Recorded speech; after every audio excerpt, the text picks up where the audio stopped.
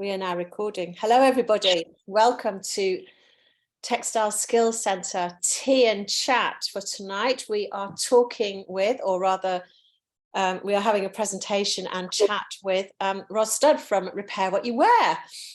Just a quick sort of, whilst there are still people coming in, I'm going to just quickly remind you all of all the fantastic tea and chats we've got coming up, and also the events that we've got. We've got loads of events coming up, so please do go onto our website, textileskillscentre.com, and have a look at those.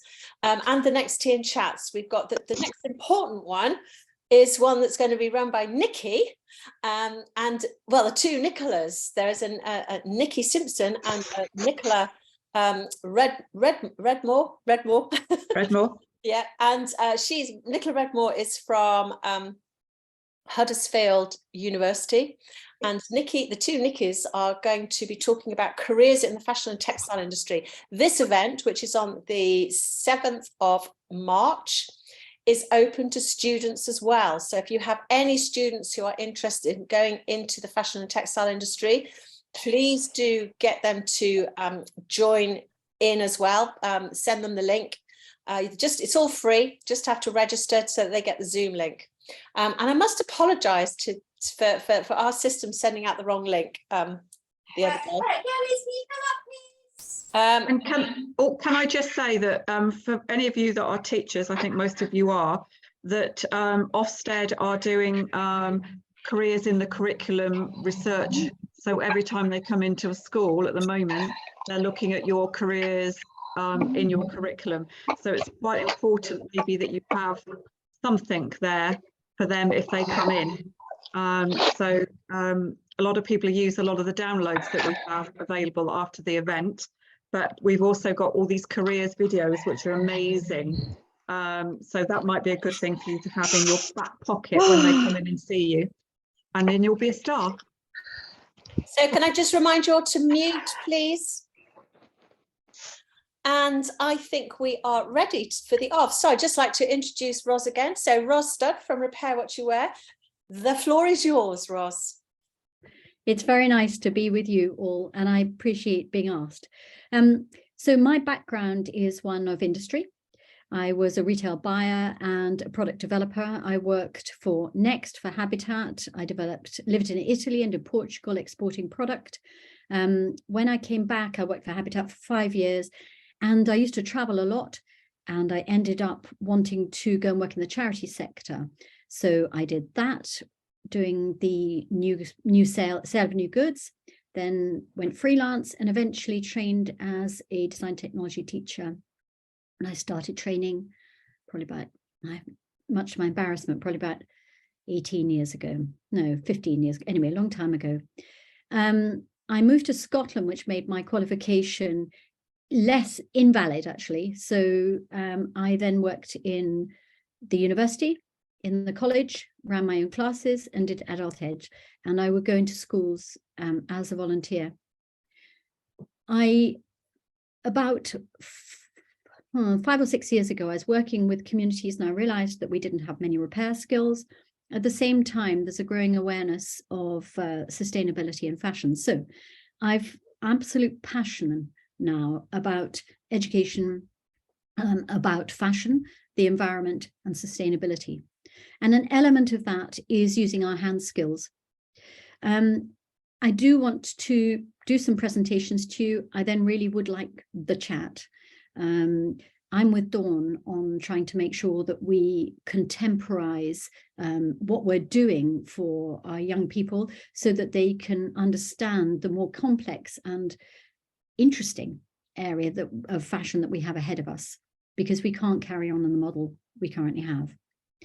I'm going to present to you initially and show you a little bit of practical work, and I'm very serious about break-ins for questions. Dawn's, that's okay, isn't it? Yeah. So please stick your hand up anytime. I'd rather do that than you get bored or frustrated. Thanks.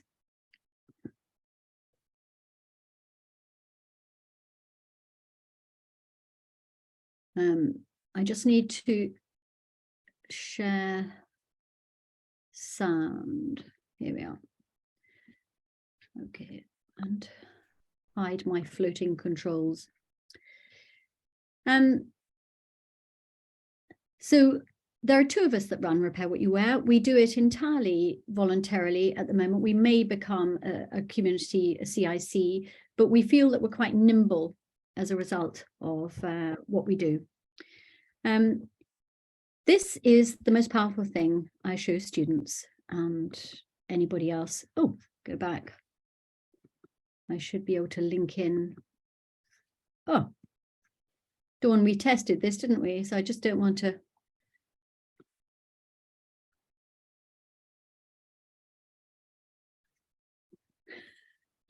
If you forgive me, I'm absolutely sure we can get into this. Here we are.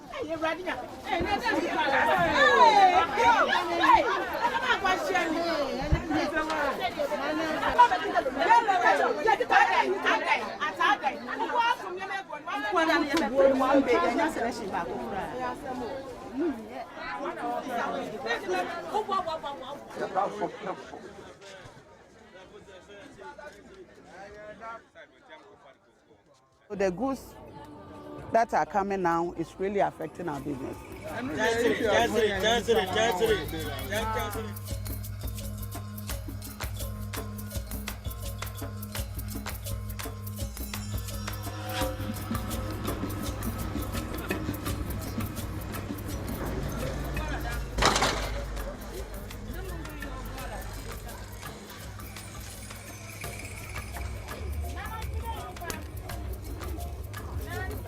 Hey, they want to have a long seafood. You know, I'm actually waiting for me to go now. Master doing here.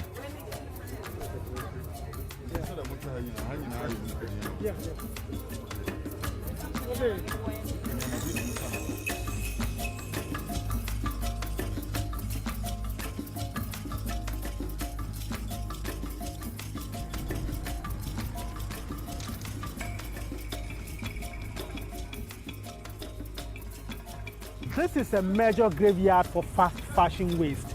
Years of dumping Western cast-offs and plastics have created this environmental nightmare.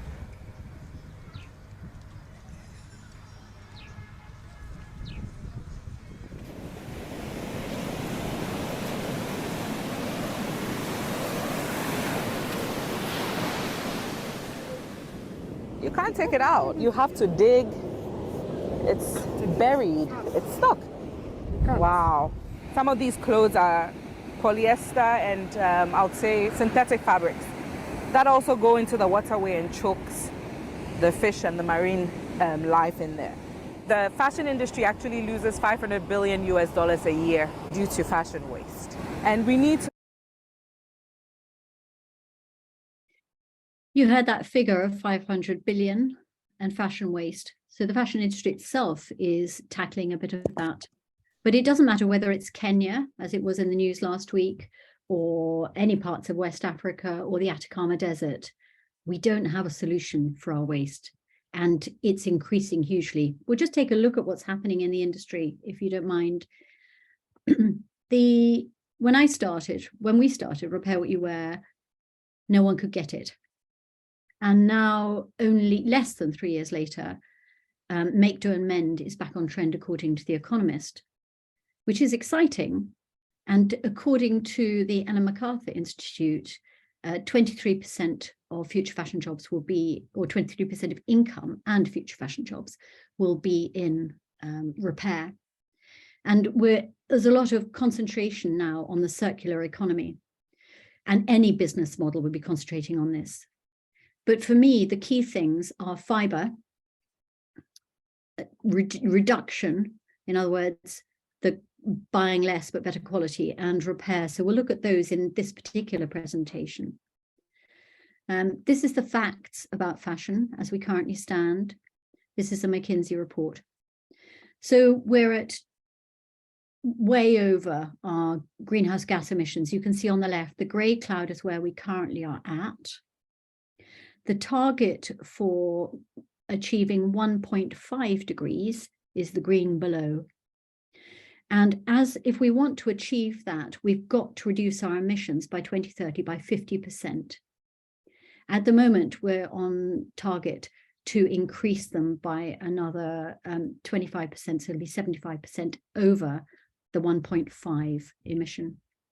And in order to do that, we have to change brand operations, reduce emissions from upstream, and encourage sustainable consumer behaviors. And that's what I'm working, but I also think there's a lack of understanding as to why. And you all know this, the water pollution. This was from Africa fairly recently. What's important, and if we take this element of the McKinsey report, that it's 70% of the carbon emissions derive in the making of the clothes. So very simplistically, I think we've got a problem making too much, and then we don't know what to do with them. And I couldn't update this with accurate figures, so we'll just take it as read that the lines have continued in the general direction. So since 2000 to 2015, clothing sales doubled, clothing utilization went down by 60%. And last year, and the report in October said that the average time a garment was worn was 7 to 10 times. So that's way below this figure. And if you wear something more, then the carbon emissions are mitigated. So double it, you can see what this statement says, 44% lower. And you all work in this field, so you know from a teaching perspective that you teach about fiber characteristics. And this is really key for learning, because how something is grown or its origins and its characteristics underpins good design. And I found that this was an area that was really lacking in university education. So I concentrated on this when I was doing my teaching. The truth is that if 60% of our clothing are made in synthetics, that's majority is landfill. Because although there's lots of excitement about the fact that we can find a reuse for bottles and we turn it into synthetic clothing as PET, it doesn't really go any further. There's minute projects developing on it. It's an area of science that we need to develop. It's highly chemical in terms of the type of person who's going to be doing that development. But basically, we've got a really big plastic waste problem with clothing. So we need to make the clothing functional, use the right fiber for the right garment, and make things last. Cotton production is a problem. We've got 16% now. It was at 23%, so that's good. In 2010, it was 23% of global pesticides and insecticides. And the land is irrigated, as you know, 73% of land is irrigated. And the water is becoming scarcer in the resources where it's grown. So we've always talked about that water-hungry cotton, and also the indentured labor in cotton. But there are some developing choices. They're small, but they're going into mainstream fashion now. If you look at the underwear in Marks and Spencer's, it's all BCI, which is Better Cotton Initiative. Organic cotton really matters because the crops are rotated, and through the rotation, the soil quality is better, and it retains up to 25% more moisture. So it matters. It's not only the insecticides and the pesticides are taken out of the equation, and fair trade cotton. So there are some good things being done here with cotton. It's such a fabulous fiber, 24% of total clothing. The biggie that I'm sure your students are aware of, but is very exciting to explore from an environmental perspective, is the developments of cellulosic cloth. Because at the moment we're chopping down the trees. And when I first started doing this, it was 4% of fashion, 70 million trees, and now it's 8 to 9% of fashion, 2 million trees. And of course, we're not growing that number of trees. So an awful lot of them are coming from sustainable forests. And you're all aware of the production of cellulosic cloth.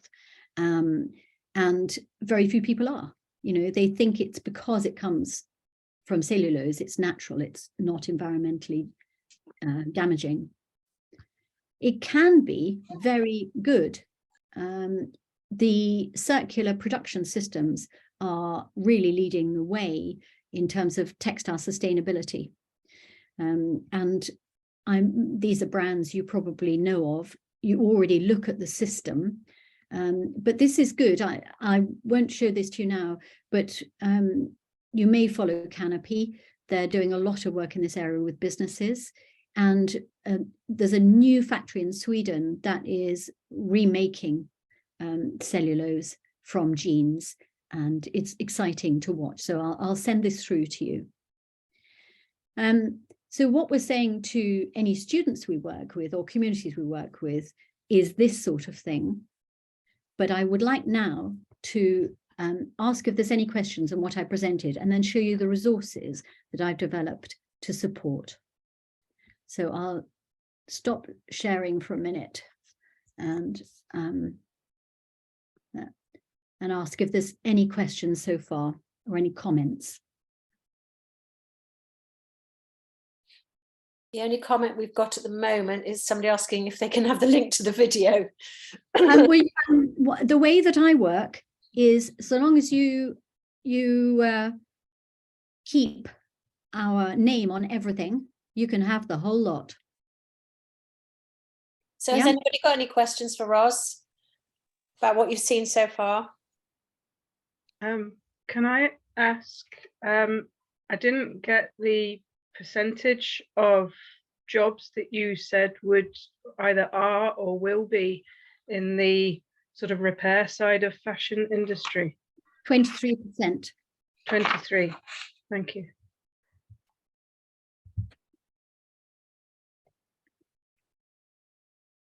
Yeah. Okay. Anybody else? No? Okay. Do you want to carry on then, Ros? Yeah.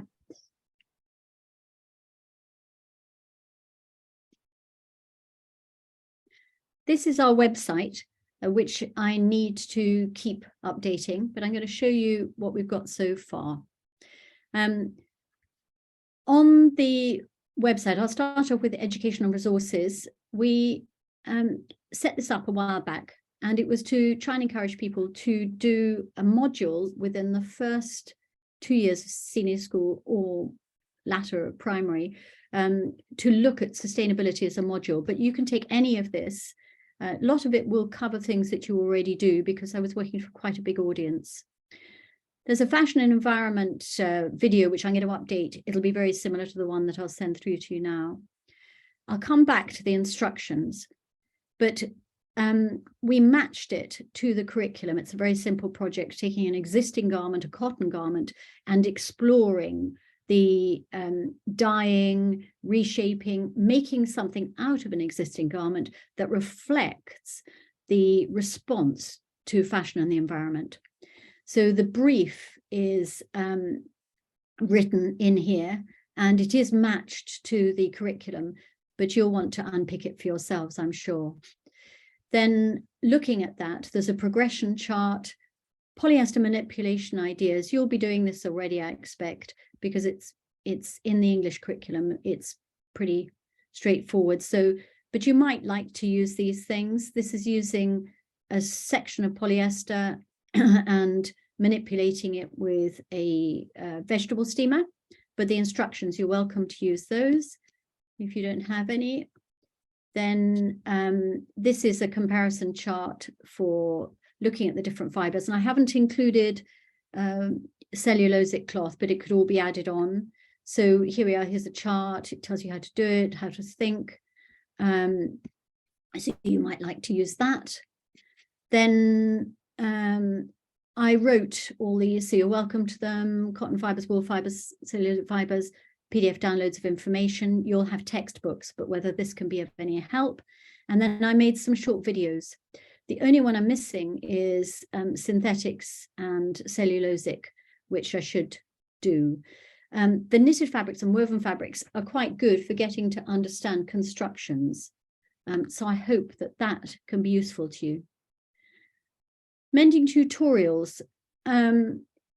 I'm going to show you what we are currently doing. Oh, Ellie's doing some work on the website, I can see.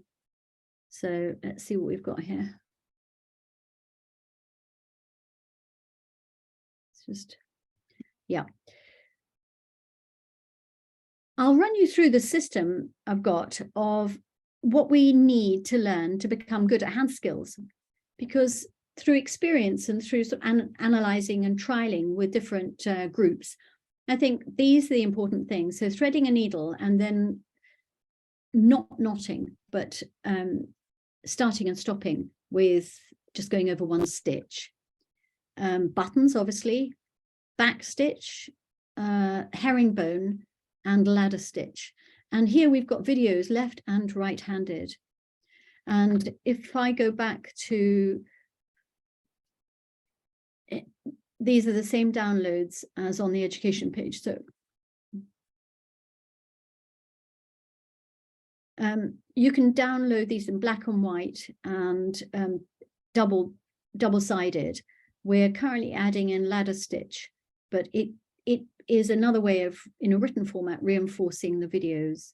So don't knot, back stitch, herringbone, and buttons, and we're taking out the stem button and we're putting in ladder stitch.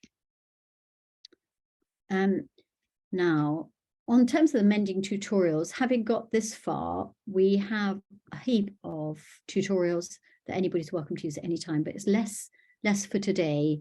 Knitwear, jeans, etc. And some of them are doing really well.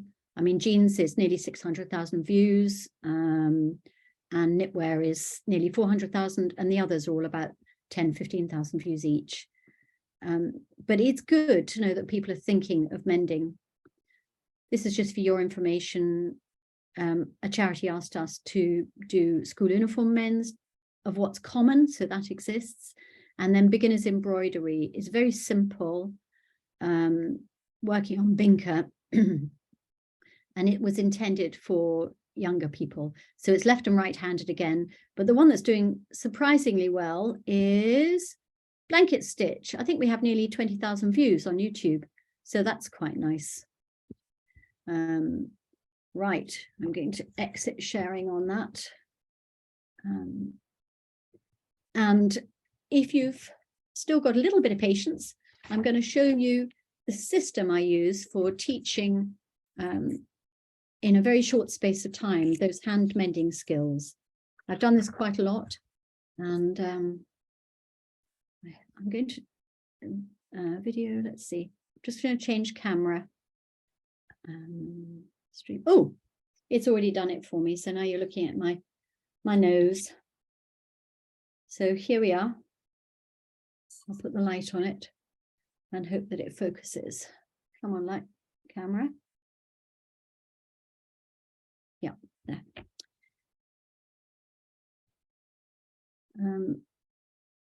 I hope this does the job. Hold on.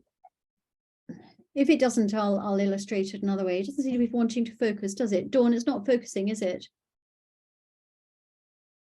No, it's not focusing. No.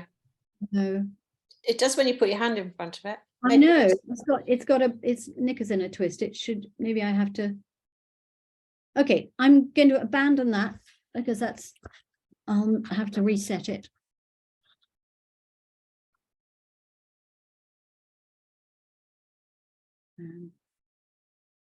I should come back now. Yeah. Okay, teachers. I'll demo. May not be perfect. So one of the things I always do, obviously, is that out of focus as well? Hold on. I'll take blur my background off. It's probably that was the problem with that, wasn't it? This, in fact, having just got that right, sorry, folks. Try it again. Blurring my background, wasn't it? Yeah, I don't normally do that. I just thought it was such a mess in my little workspace. I thought here we are. We shouldn't have a problem now. Hold on. It should go over to, yeah. Yes, got it. Brilliant. I do have a question for you from an Australian teacher. Yeah. She's trying to use Google Sites in her teaching, but she wants your permission to provide links to repair what you wear via her Google site so that her students can access your videos. Yes, absolutely. Yes, got permission. Email, and anybody who wants to email at any time, email repairwhatyouwear@gmail.com. Yeah. Okay, now this may be upside down. I'm sorry if it is. Or maybe I could do it like that. Yes, here we are. There we are. Okay, so I first of all start off by showing students the difference between woven and knitted cloth, because it's very important. We all know that you have no stretch, and plenty of stretch, but that then you try and get them to talk and identify about different clothing, because it matters. It obviously matters in terms of design, which you would know, because there's no point in designing something that's really fitted. You can't design something that's totally fitted in a non-stretchy cloth. But it's quite likely that people don't realize that t-shirt is knitted as well as a knitted jumper. And of course that they've got all that three-way stretch. So when I'm dealing with people who really are basically beginners, then I always point that out. Now, the idea is you take one piece of cloth, you fold it, you get the students to thread a needle. So that's with that system I have with a dominant hand and a helping hand, lowering the needle onto the thread. Then I get them to mark out pin, and that teaches pinning. While I'm doing that, I have my hands specifically held so that you put the pin in, you bend the cloth, and you slide the pin over the needle, over your nail bed. And so you don't get any of that rather reticent holding. And when they're holding needles, I get them to hold them with 3 fingers. So it's all the stuff that you probably are doing and forgetting. And then I get them to mark out, ignore this bit for the moment, please. Mark out a seam that's already existing and dots. And we do a stay stitch, then a back stitch. Then get them to use the scissors and teach them to use the shears by pushing the thumb over the hands. Split it up the edge, open it up, and examine the stitching quality there. Then we fold the hem up, and the good thing about using calico is you can write all over it. And I get them to stay stitch, mark where they're going to do the hem, and then working right to left if I'm right-handed, and the other way if I'm left-handed, get them to do a herringbone. Then again, they take the next bit, fold it in, and we get them to do a button. And I've created a video, a teaching video, which you can flick through if you're interested, but I don't want to go through that now. But what's useful is that they can have these sheets at the same time, so it supports them in their learning. I usually teach absolute beginners the whole lot in an hour and a half, but it's not a full-size classroom. So I hope that those resources are also useful. Now I've got a heap of mending resources here. I'm going to unplug and hopefully go back to me again. I've got a heap of mending resources here I can show you, but otherwise I really want to throw the floor open to you.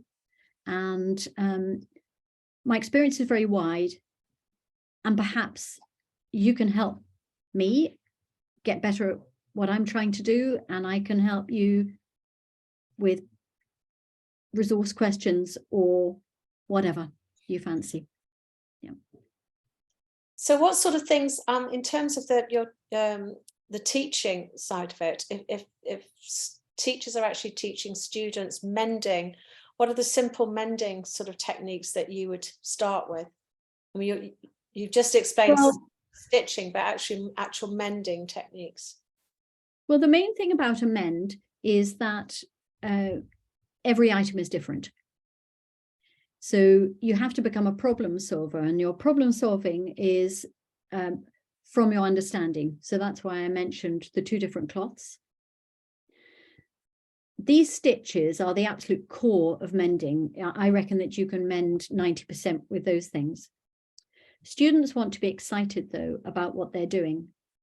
So they can start to look at some of those, apply some of those things that we've looked at there in different settings. The really popular one at the moment is patching with sort of sashiko mending, which is really basically a running stitch where you patch behind and you put it in with a small back stitch. I can demonstrate that. And then you do sort of running stitches or embroidery stitches or anything to hold the patch in. And we've got quite a lot of videos, teaching videos on that. Splits, any form of split where there's any pressure, have to be patched. So you can start to differentiate about what the methods you're going to use. If you have a hole in something, you backstitch it or ladder stitch it, depending upon whether it's accessible. If you've got a worn patch, you have to be more creative. This is my jumper that is my experimental jumper. And I cut holes in it and start mending them. If you want me to go on the camera, I can show, but is this answering the sort of question you want to ask, Dawn? Yes, it is. Yeah.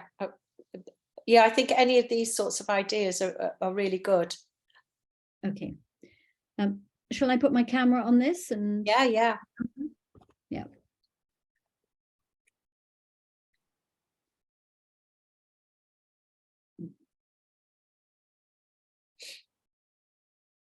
Is thinking about it. Yeah. So I'll move it this way. So this is visible mending, yeah? This is visible mending, which gets everybody very excited. You had to be very good to visible mend, otherwise it just looks terrible. And the majority of my mending is not visible. It's just ordinary fix-it stuff. Yeah. Once somebody is used to using a needle and thread, then you can get them to be creative. This is doing a chain stitch over a hole, and we have a tutorial for this. You can do it one of 2 ways. You either create over a small hole a framework that can catch the chain stitch going up, or you put a piece of jersey behind knitwear. So jersey behind an elbow or something, and then you simply chain stitch over it. This is the sort of repair. I don't really like ordinary darning very much. I think that you've got a 3-way stretch material here, and it's a shame to create a woven fabric on a knitted fabric. It's also very difficult to do decently. I will show you how I sort of make it look half decent. But this is a way where you can you make the darning over the hole, but all you do the rest of the time is you go up and down, up and down, up and down, a little bit like sashiko stitch. You go up and down one direction, and where you come to the hole, you carry the yarn so that when you go across the way, you simply weave it there, but the rest of the way, you just sort of create a texture. This is the type of darning I like to do, which is an extension of the other. You create a framework with the row of your stitching around the outside, so you don't go beyond a certain row. You running stitch across the bottom and back, and then when you start going back and forth, you again create your frame, but you go beyond. You turn around always in the same sort of space and fill in the middle, and therefore you can do it with things like this shape, which is obviously a triangle, lifting it up over the top. And I think these sorts of things are more accessible if you're going to darn. This is a very good method for doing elbows. You can do it either with jersey behind, or you do it without. And we've got a video on this. It's very popular and I love it. I've done it on quite a few jumpers, men and women's jumpers. It's a blanket stitch. So you are simply creating a loop and then making, sorry, I'm demonstrating this upside down. It looks a bit odd. You just carry on going round and round and round with a blanket stitch. Oops, I missed that. There. Yep. It's possible that students might like to alter knitwear, and they can do that if it's 100% wool, or they can, yeah, well, look at the 100% wool first. You can chop it with any way you want, because it's not going to fray. The wool, the characteristics of the wool, and the fact that this is not under pressure means that this is not going to ladder.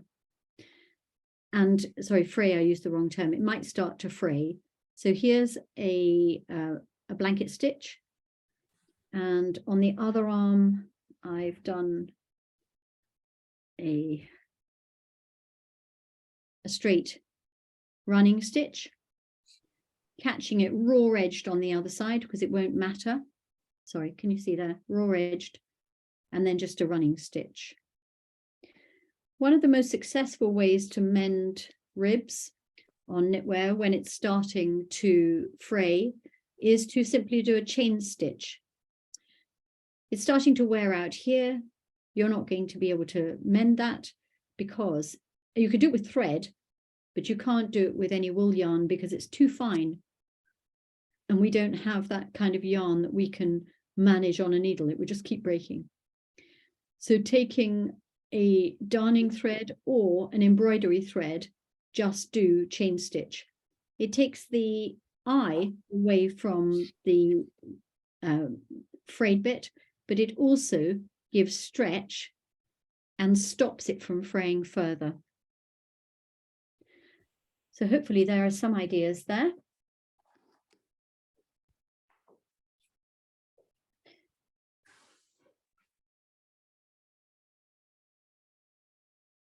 There's a lot of you've come to jeans now, and Jenny is asking that she's saying that she's interested in finding out how you would recommend repairing inner thigh rub in jeans. We've got a video on it. So the main thing to do, I'm going to sweep this away.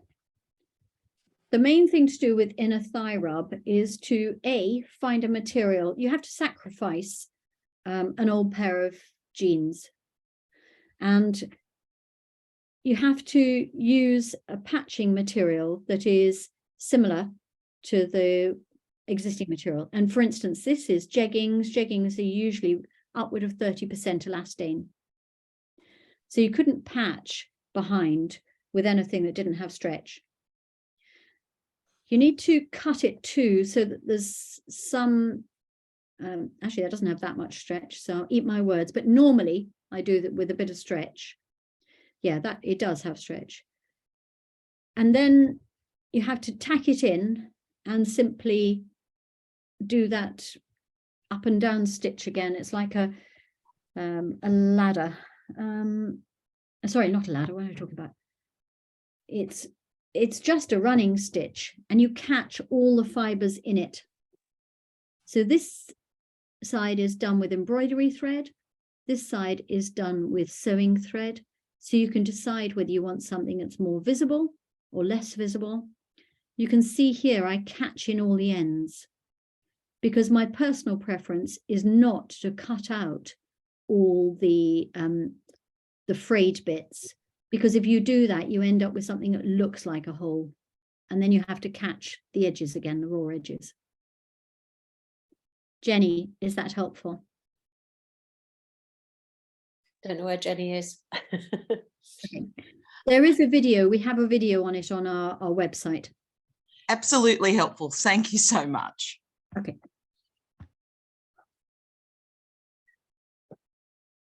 So Jenny also made another comment earlier, which I'm going to read out, which might be of interest.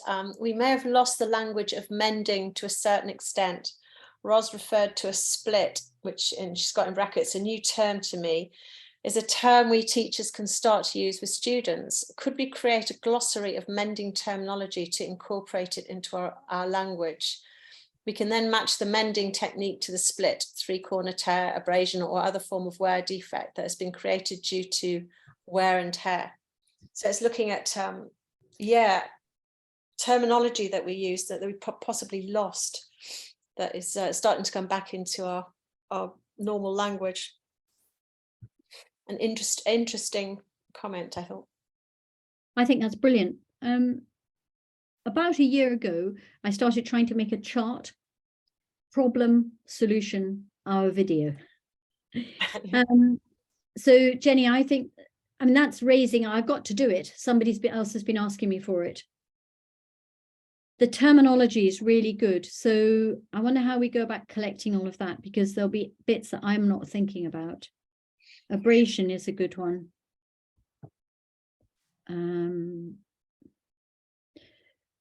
Do you find that there's another point been raised that the synthetics, the elastanes, etc., that are being added to fabrics are weakening the fabrics, or do you think that they are helping them to, in terms of longevity?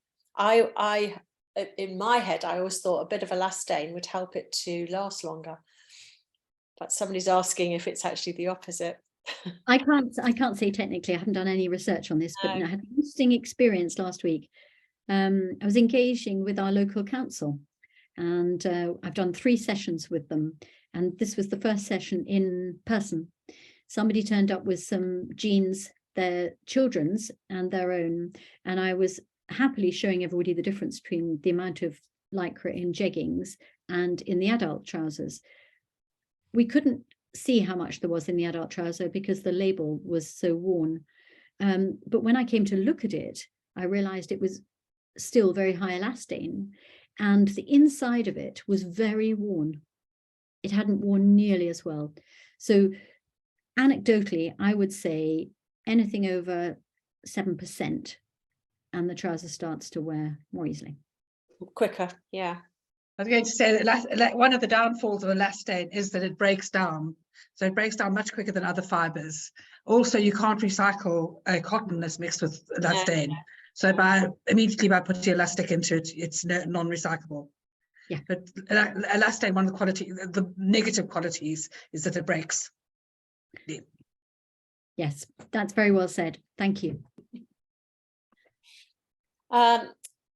Somebody said, is there a way to learn physically and also making stitches on sewing machines? So 2 questions there. One is about learning physically, which I suppose if you're using the videos, then you can try it yourself, can't you? But do you do any classes? Oh yes, I do classes. Yeah. I'm doing another one on Thursday. I have a view, which is that if you can get people started with proper learning, then they will gain confidence to carry on. The feedback is that the in-person workshop is extremely valuable. Then because you forget what you've learned in a workshop, but you've actually done it manually, then looking back at the videos reinforces the skills. And then, of course, we know that what happens with learning is that you then start to generalize the skills and you start to problem solve. That's why I showed you about the core learning, because everything that you learn there, the hand use, the stitches, the regulation of bending the material and controlling the needle, sets you up to do almost any other kind of mending. Yeah. Yeah. Yeah. And in terms of using machines, a machine instead of hand sewing, do you do much with machines? We don't do anything on repair what you wear with machines, because we took a view that if you owned a machine, you were likely to want to have some idea about textiles or textile use, and it's also an expense. So we chose to be an entirely hand, we're an entire resource that focuses on hand. Other than mending split seams and the occasional hem, which requires a machine rather than like jeans, which are better machined because of the thickness of the cloth, I find all my mends are far better by hand. They're faster and they're more adaptable. So we've got somebody else talking, Emma Thompson. I find it interesting that hand sewing is becoming important again. Her background is in historical dress and costume, where she's made garments completely by hand. Hand sewing can often make a garment more durable, such as an armhole hand stitched is stronger than machine stitch. That's so true. As it has more give. She is new to teaching and very excited to get her students hand sewing and embracing sustainability. That's fantastic, Emma. Brilliant. It is. It's fantastic. I feel that, you know, chatbot, not chatbot. What's it called? You know, all this AI stuff. Yeah, chat AI. Yeah, but all of it. The truth is that we need our hand skills more than ever. Absolutely, yeah, I'd agree with you there. Okay, so has anybody got any more questions for Ros? DJ Chowdhury. Oh, hi. Am I on? Oh, hi. So I've got full disclosure. I actually came thinking that this was going to be like a mending workshop. So like, actually like, sitting there and sewing and stuff. So I think I just signed up to it because I just, it sounds okay. And then I'll sign up to things. But it's been really good in the sense of, so I'm actually technically I'm not a teacher, so but I feel like I'm an imposter. So when you were talking about you're more than welcome. You've been before. You're more than welcome. Oh, that's awesome. So does that mean that we have to be in a education system or teachers to access the resources? No, absolutely not. Absolutely not.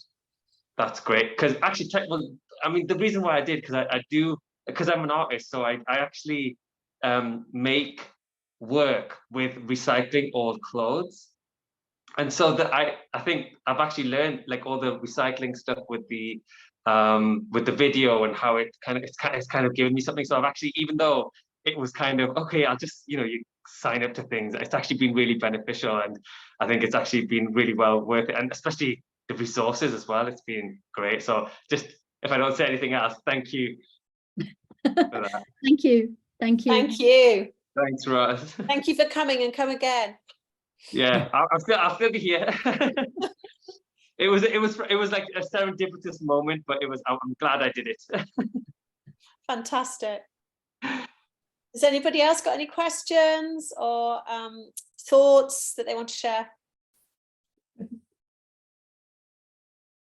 Well, I think that's it. Thank you so much, Ros. There was somebody. There's somebody, Stan, it said. Yeah. Yeah, can you hear me? Because I don't know how to. Yes, we can hear you. Yes, we can. Okay. Sorry, yes, I'm actually a gate crasher. I thought we were going to be doing some mending. I don't know how I got hold of the link, but thank you for having me. I just want to say, I'm not sure when people stop teaching dressmaking skills in schools, because this is my book from school, and there's a whole chapter in there on mending clothes. It actually shows you how to put pieces in under arms and change collars round. So when did we stop doing that? Quite a while ago, I think. In fact, I can't remember. Nikki, do you know when you stopped? Well, yeah,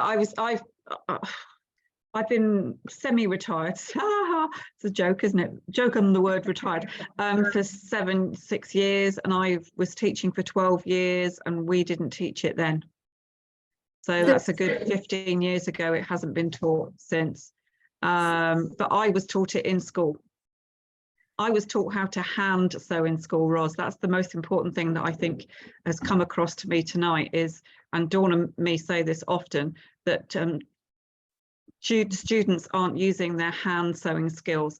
They actually come into year 11, dare I say it, 12 and 13, not actually threaded a hand needle. They can thread a machine and work a machine, but they're not using hand sewing. I must admit, that is difficult. It's so hard to get it in on a curriculum, but I used to do it as a club. So I did an embroidery club and several different clubs. So that's how I taught it within school. Just put in my 4 penny worth there. My observation was that the curriculum changed in 1990, didn't it? And so Scotland stayed on home economics, but textiles has sort of died with the emphasis on food. And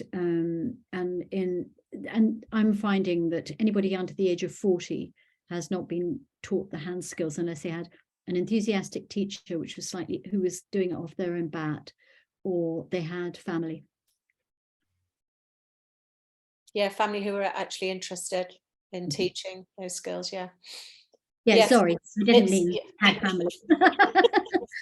It's yes, and it's, as we all know and are very frustrated about, textiles is slowly being pushed out of the curriculum altogether, which we're hoping that we can somehow try and change that. Anybody else got any more questions or observations or thoughts? No. So somebody says, I started teaching in 1994 and I've never taught it, and somebody wasn't taught mending or much hand sewing in the 1980s, so that's how far back it's going. Yeah. Can I just say something? Do you mind, Dawn? Okay.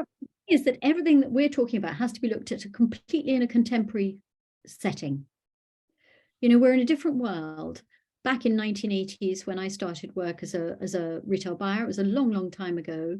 We knew all our suppliers, and everything was more expensive, and it was really founded. Now we have a wild fashion system, but what we're talking about educationally needs to look in a contemporary context.